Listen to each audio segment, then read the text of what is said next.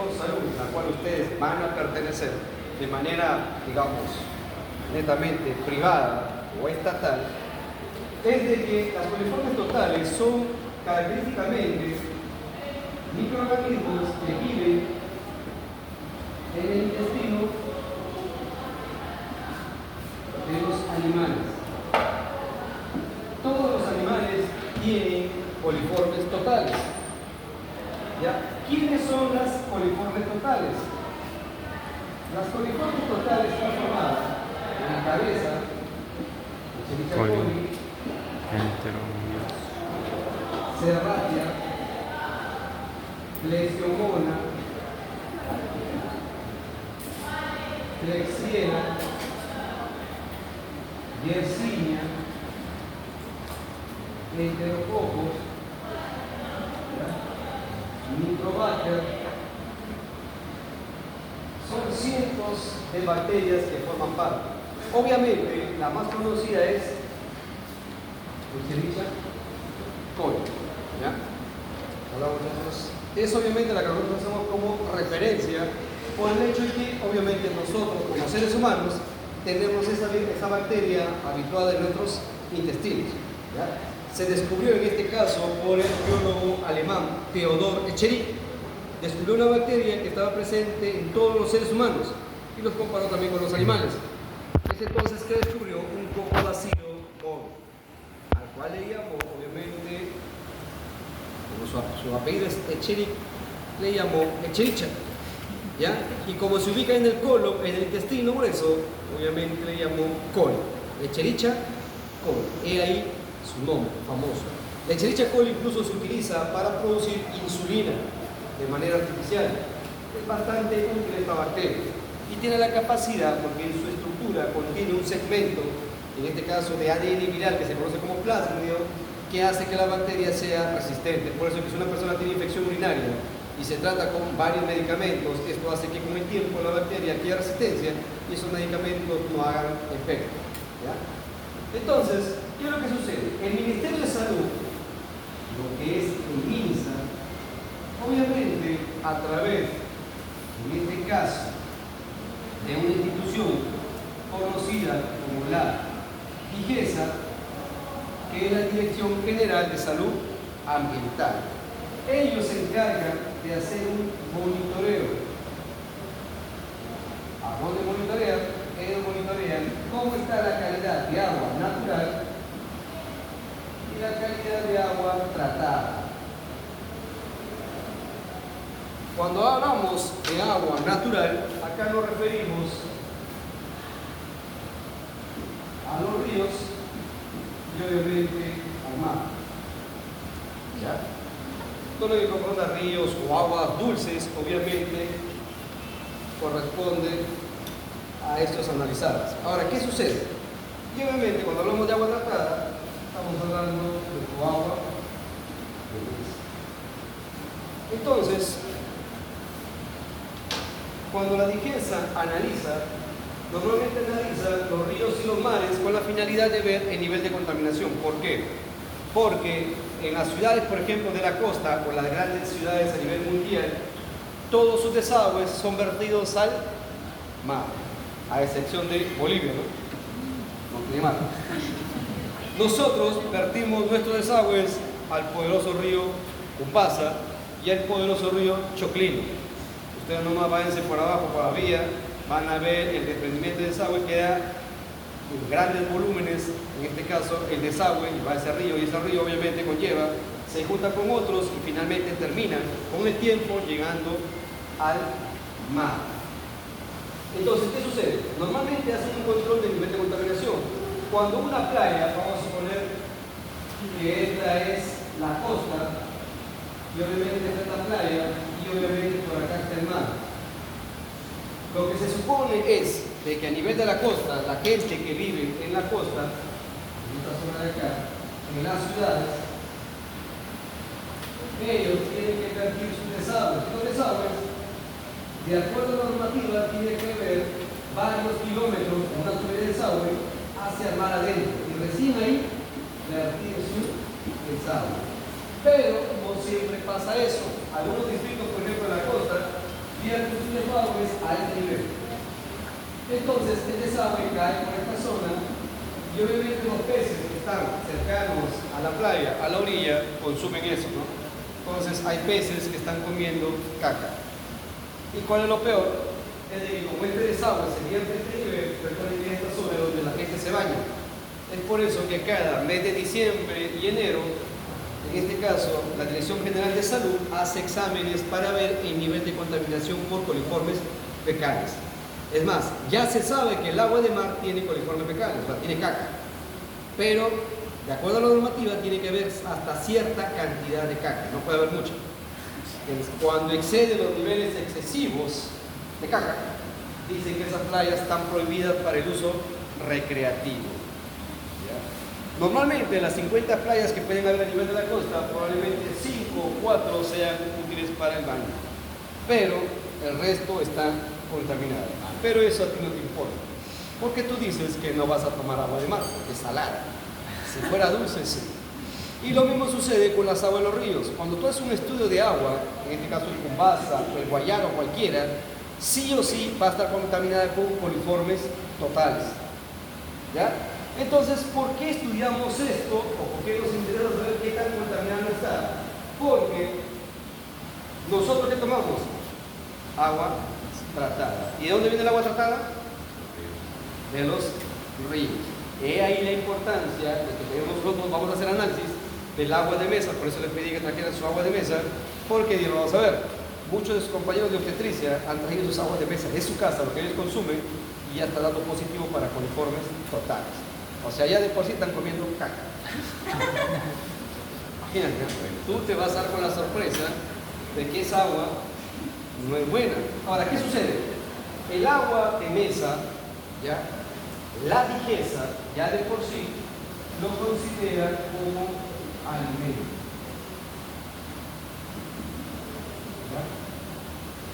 El agua de mesa es un alimento. No lo considera como un agua de caño, lo considera como un alimento. Por tanto, la normativa es mucho más exigente con un agua tratada. Así se le llama. Yo sé que tú eres achorado y vas a un restaurante y pides agua mineral y te dan un agua de mesa ciega. El término correcto se llama agua de mesa. Así se llama. Agua mineral no hay. Acá en el Perú solamente existe un agua mineral que se conoce como socosario. La diferencia de un agua mineral es un agua que se extrae directamente, en este caso en las cumbres, donde por ahí obviamente por el descongelamiento y arrasando la tierra, esa agua acarrea minerales, tiene minerales y obviamente es un agua que no sufre ningún proceso, solamente se ha recolectado y se ha envasado. A esa altura y a esa temperatura no hay ningún tipo de contaminación. Es un agua mineral. Luego tienes el agua mineralizada. Cuando tú leas que dice agua mineralizada, es un agua de mesa en la cual se le ha agregado después magnesio, sodio, potasio, litio, aluminio para mineralizarla, así se le llama. ¿Ya? Y luego tenemos la llamada agua de mesa, que es el agua normal, en la cual se le ha hecho un proceso de extracción de cloro, se la ha filtrado y obviamente se la ha envasado. Tú tienes tu agua de mesa. Luego tenemos el agua destilada. El agua destilada es cualquiera agua de caño o agua de mesa en la cual se le ha hervido y el vapor que ha salido del agua hervida lo condensan y se transforma otra vez en agua líquida y lo envasan. Eso se llama agua destilada. También existe el término agua bidestilada. Significa que otra vez que ha estado hervida lo vuelven a hervir 2 veces. Ese es el término bi, por si acaso. ¿Ya? Así se refiere. Y lo otro, lo que necesitan ustedes es el agua bendita. El agua bendita es un agua en la cual el Padre le da la oración y ya sirve para sacarte los demonios, ¿ya? Que también lo necesitan. ¿Alguna pregunta? Ya. A ver, comen para borrar y explicarles cómo se hace un agua de mesa. Hay que bañarse, ¿no? A ver, échale chacol. Serrate. Plesiomonas. Plesiomonas. Klebsiella. Klebsiella. Yersinia. Yersinia. Enterococos. Enterococos. Nitrobacter. Nitrobacter. Y todo otro más. Citrobacter.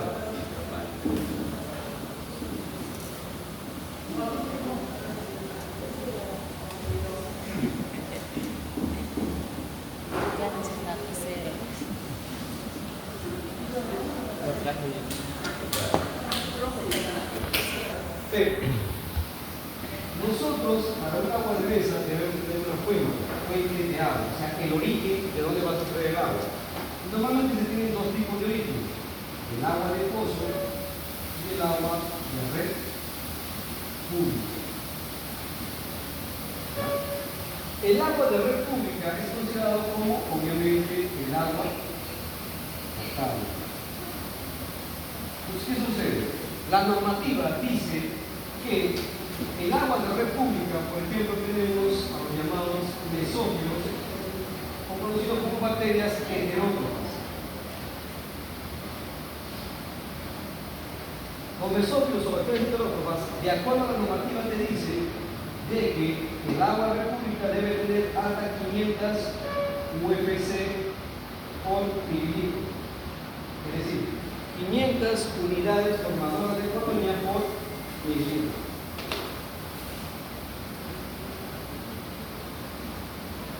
Luego te dice, por ejemplo, coliformes totales. Las coliformes totales, en el grupo de E, te dice que debe ser menor a 3, lo cual en interpretación significa que es 0. Luego te dice que también se dan las Escherichia coli. Escherichia coli, obviamente, te dice que también tiene que ser menor a 3, o sea, no debe haber nada.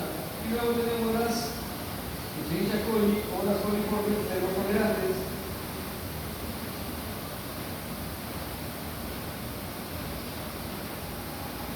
Las coliformes termotolerantes son aquellas bacterias que sobreviven a 44.5 grados. También te dice que debe ser menor a 3, o sea, 0. Pero también te ve la pseudomonas. La pseudomonas es una bacteria altamente contaminante.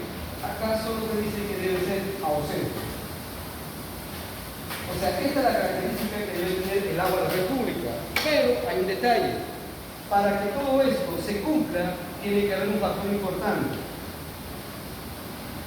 Cloro debe estar entre 0,5 a 1,5 partes por millón.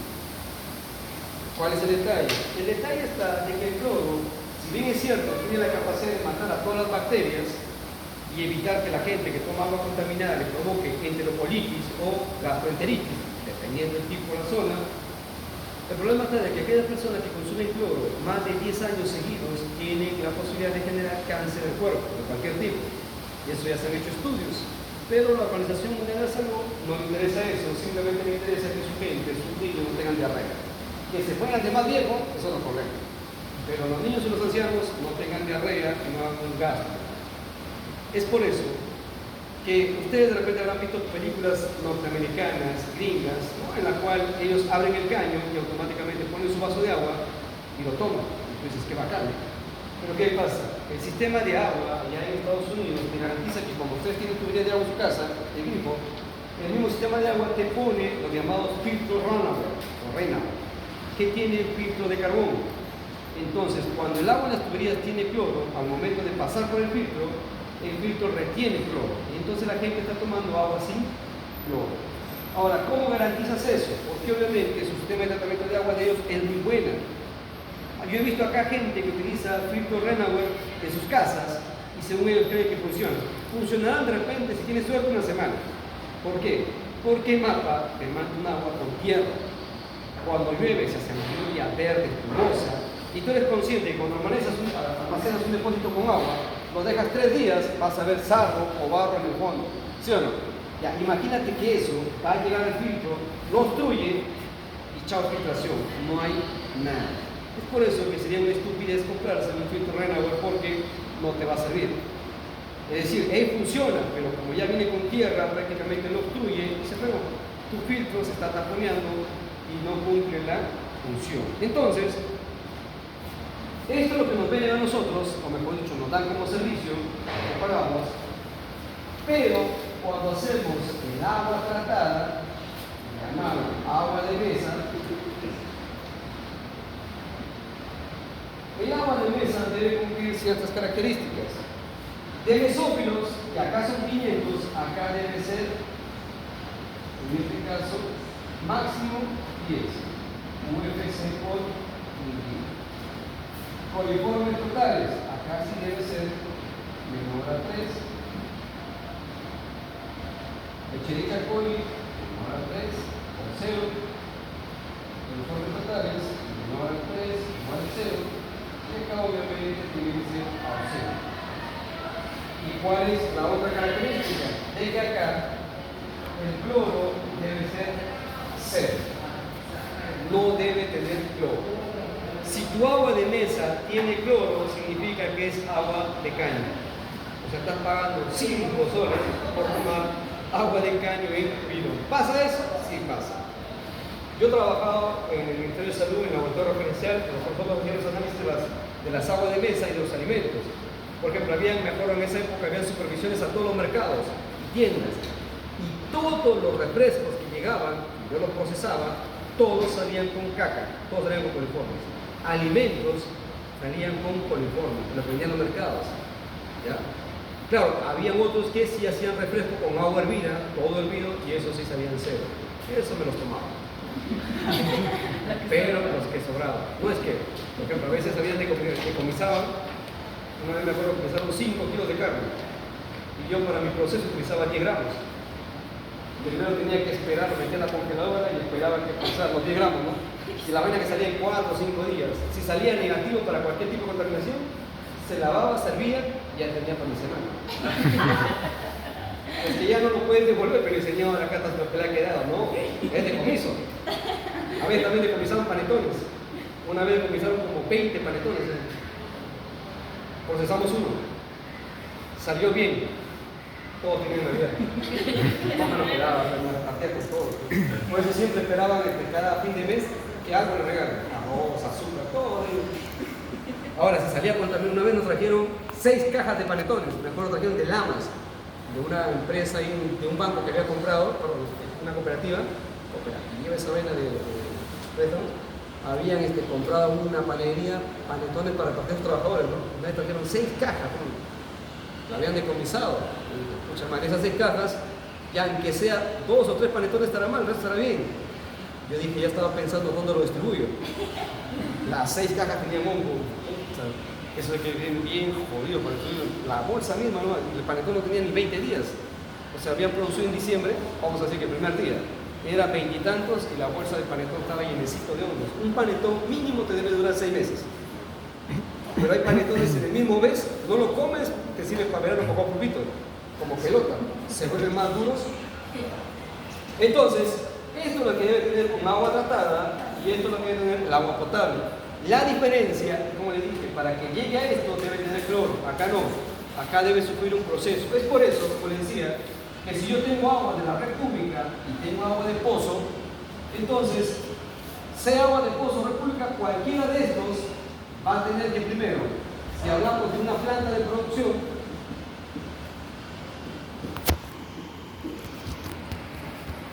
en una planta de producción lo primero que hacen cuando tienen este tipo de agua, ellos primero lo almacenan en un tanque de recepción.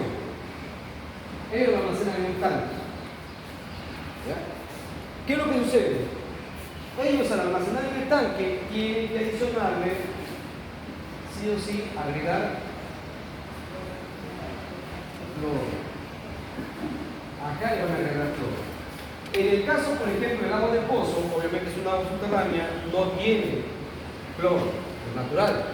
El agua de pozo normalmente no suele estar contaminada, pero una vez que sale al medio ambiente se puede contaminar. Entonces, ¿cuál es la idea? Es de almacenarla acá y echarle cloro. Ahora, si es un agua de MAPA, es un agua de República, se supone que tiene cloro, pero como les dije, yo no me confío porque debido a que el cloro, ¿qué pasa por ahí? Porque la EMAPA te puede agregar cloro, pero hay la posibilidad de que ese cloro esté inactivado por la materia orgánica.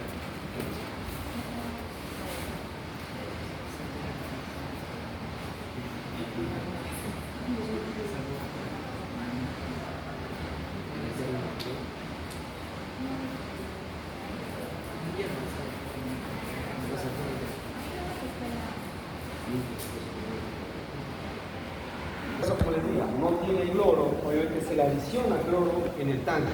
¿Por qué necesariamente tiene que tener cloro? Porque el agua cuando se almacena y no tiene cloro, se abomba. ¿Entienden? Al abombarse genera sustancias, vamos a decir, tóxicas. Y estas sustancias tóxicas al consumo le pueden volver incluso diarreas profusas o algún tipo de daño a nivel intestinal. ¿Ya? Por tanto, acá, mínimo la concentración de cloro que debe tener es de 0,5 hasta 3 partes por millón. En cualquier de sus valores, pero debe tener cloro. ¿Ya? Una vez que está en el tanque de recepción, donde está colorado, va a otro tanque a través de una bomba, el cual se conoce como el tanque de arena. El tanque de arena tiene una cantidad de piedras de diferentes tamaños, en la cual el agua va con presión y prácticamente provoca el rompimiento del sedimento con el agua. Por tanto, acá, en este caso, se retiene el sedimento. Lo que vendría a ser desde acá están clarificando el agua. Algunas empresas incluso le agregan carbonato de calcio o si no le agregan sulfato de aluminio para aclarar el agua. ¿Ya? Depende de las proporciones. Luego, de acá sigue el tanque de carbón, conocido también como filtro de carbón. Acá lo que se hace es retiene el cloro y también retiene los malos olores, el mal sabor y también los triarometanos. Las sustancias que pueden ser cancerígenas es retenido por el tanque carbón. Ya, esto es lo que retiene. Ahora, a partir de acá, ya podría decirse que es agua tratada. Porque es un agua que ya no tiene cloro. Es un agua que es útil para el proceso, ya no tiene cloro. Entonces, acá se considera un agua tratada, es un agua que se puede tomar y no puede haber ningún problema. Pero, sin embargo, estamos en la selva sugerente, estamos en Perú, entonces ha inventado otro procedimiento en el cual se utiliza un llamado filtro pulidor. El filtro pulidor es una especie de malla que tiene un ancho de 0,5 micras hasta 5 micras. O sea, sus poros son tan pequeñitos que va a favorecer, que va a retener huevos o quistes de parásitos. Como los huevos o quistes de parásitos son resistentes al cloro, acá retiene esos tipos de parásitos, ¿ya? Para que tu agua salga bien. Pero, como acá seguimos siendo achorados, y los ricos hacen eso, le agregamos rayos ultravioleta. Una lámpara de rayos ultravioleta supuestamente para eliminar todas las bacterias o virus que pudieron haber pasado. Es decir, si acá tu cloro no mató a las bacterias o no mató a los virus, supuestamente acá con tus poderosísimos rayos ultravioleta los va a matar. Y si de acá se salvaron, le agregan otro proceso conocido como ozono. La molécula de oxígeno, 3 unidades. Y esto también sirve para esterilizar el agua. Y recién acá puedes envasar. Acá tienes tu bidoncito. Agua. ¿Qué marca de agua es esta, mano? Agua la tuya. Entonces, ¿qué sucede? Hasta acá te puedo creer que funciona, porque este es un filtro. Hasta acá puede creer que funciona. Pero los rayos ultravioleta no funcionan en esos equipos que tienen su planta de agua en mesa. ¿Por qué? Porque para que un rayo ultravioleta mate a un virus, a una bacteria, mínimo tiene que ser 9 segundos de exposición. En el caso, por ejemplo, un bidón de agua que tiene 20 litros, en promedio se llena en 20 segundos. Y estamos hablando que en 20 segundos, imagínate, ha pasado 20 litros. Estamos hablando 1 litro por segundo. ¿Y tú crees cuál es el tamaño de la lámpara ultravioleta que tiene que ser para que 1 litro demore 9 segundos en recorrerlo? Tendría que ser prácticamente una lámpara mínimo de 10 metros. Cosa que no hay. Tiene una lámpara justa de medio metro, por tanto, efecto de esterilización no hay. Ahora, el ozono. Para hacer el ozono, tú tienes que mezclar el agua con el gas bajo una presión de 70 psi. ¿ya? El autoclave funciona a 15, imagínate. Son 70 de PSI para poder mezclar. Es como la mezcla del agua con la gaseosa, ¿no? Ustedes saben que la gaseosa es agua con CO2. Cuando tú tomas una gaseosa, cuando tú lo tomas, sientes un picazón en la lengua. Ya, eso es porque el gas se desprende de la gaseosa, del líquido. ¿Ya? Esa es la sensación que te da cuando tomas una gaseosa. Algunos son medio huevos fritos y quitan la gaseosa para que se vaya el gas, porque le va a hacer mal, porque el gas le da gastritis. ¿Cuál es la función del gas? El gas lo que provoca es de que, como es CO2, esa anaerobiosis evita el crecimiento de los microorganismos. La gaseosa con el gas protege a los microorganismos. ¿Entiendes? O sea, el CO2 tiene que estar ahí presente sí o sí. Si tú quieres hacer la prueba, almacena una gaseosa normal con el gas y mete a tu refrigeradora una gaseosa, ábrelo despacito y bota todo el gas y otra vez tápalo. A la semana vas a ver que se forma una película en tu gaseosa y eso es hongo con bacterias. ¿Por qué habría eso? Porque la gaseosa se elabora con azúcar doméstica. Y la azúcar doméstica, por su proceso, no sé si alguna vez has visto cómo se hace el azúcar, por su proceso no tiene un buen sistema de esterilización.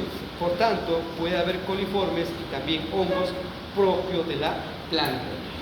Y ese es el detalle, que la bebida se fermenta, es la importancia. El ozono, supuestamente lo normal, una presa de agua como agua cielo, el agua San Carlos, el agua San Luis, ellos utilizan ozono porque tienen equipos grandes que mezclan el ozono con el agua y luego lo envasan.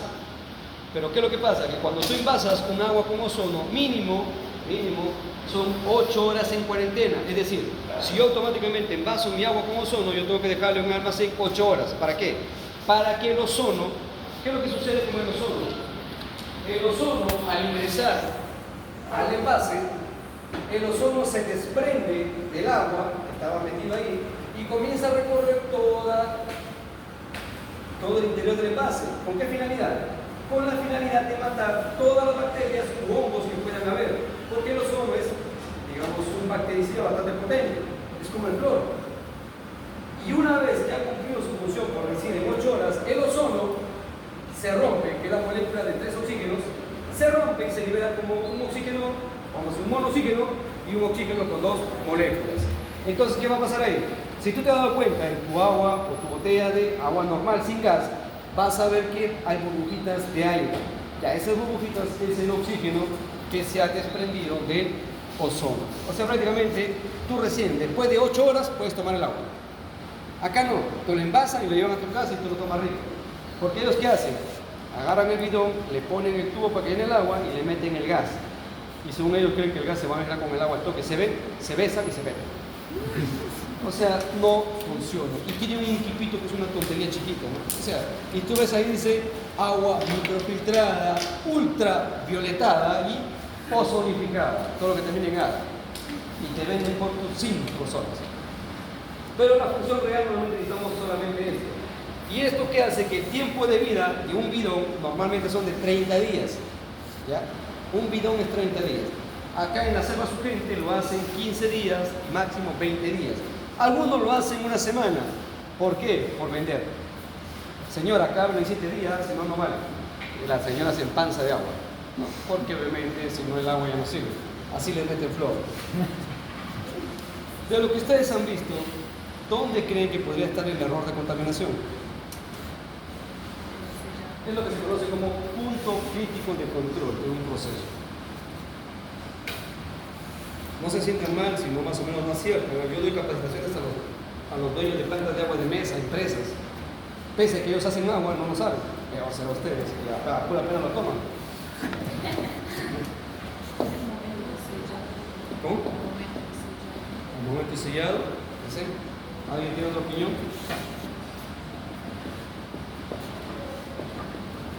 Por lógica. No tiene lógica. Triste su vida de ustedes, ¿eh? Es que las drogas se les ponen. Tienen que comenzar a analizar. Si supuestamente yo digo que a mí me interesa que hasta acá es el detalle, ¿de acuerdo? ¿Quién me hace cumplir eso? Él, yo.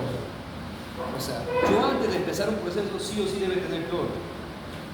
Porque si el cloro no mata las bacterias, todo lo que yo haga acá no sirve, porque te das cuenta acá y ninguno mata las bacterias. Y las bacterias son las que provocan la descomposición. ¿Ya? Ningún proceso me mata las bacterias. Por tanto, acá se conoce como un punto crítico de control. Y el otro punto es acá, en el lavado de los envases. Si los envases no son lavados adecuadamente, por más que mi proceso esté bien, lo voy a envasar en un envase que esté sucio, automáticamente se fermenta, provoca daño. Por tanto, una porción tiene al inicio y al final. ¿Ya? ¿Por qué? Porque obviamente los procesos tienen que, digamos, controlarse. No existe ningún proceso, digamos, que sea perfecto. Por eso hay gente que trabaja para cuidar. Tienen que cuidar la presión, la temperatura, las concentraciones, si no se malogra. No sé, los borrachos si sabrán, una vez en el año 2013 o 14 puede que el lote de producción, en este caso de la Pilsen, se malogró. Porque, ¿qué hicieron en este caso? No llegaron al tiempo adecuado de fermentación. El tiempo adecuado de fermentación son de 18 a 21 días. Los borrachos lo sacaron a los 15 y sabía amargo, porque no fermentó bien el lúpulo y se pegó. ¿Entiendes? Ese tipo de cosas tienen que tomarse en cuenta en los procesos. ¿Ahora entienden cómo se hace su agua de mesa? ¿Ya? Ahora vamos a ver cómo está tu agua de mesa. ¿Ya? Voy a explicar lo que ustedes tienen que hacer. A ver, copien para...